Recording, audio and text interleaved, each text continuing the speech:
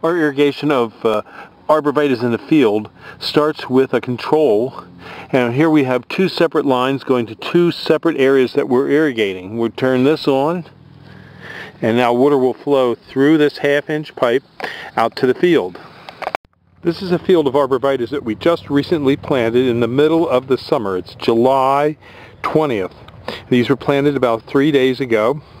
It's a very dry part of the summer, but it's easy to grow these arborvitaes if you can water them.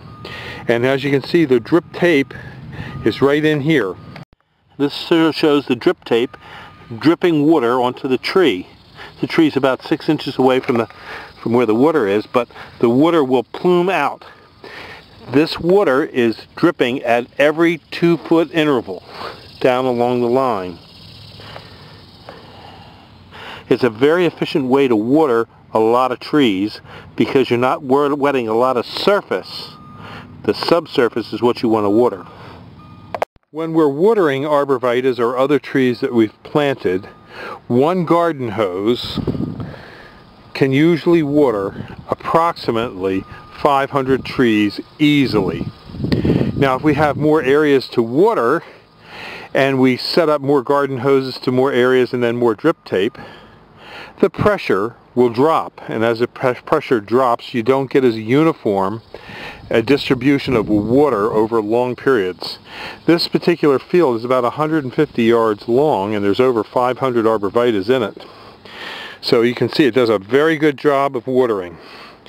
And we usually do 2 or 3 sections at a time from one well. Our well is a good producing well, so we can let it run, but you have to make sure that your well has sufficient water before you start watering large numbers of trees. We usually let this drip tape work for about 8 hours. And in an 8-hour cycle it'll wet all these trees and get the ground wet all the way up and down the rows. If we see places where the tape is broken, like over here you can see there's a small break, then we'll go back and we'll put a union in that spot and reconnect it. The tape can break because rodents come along and chew on the tape.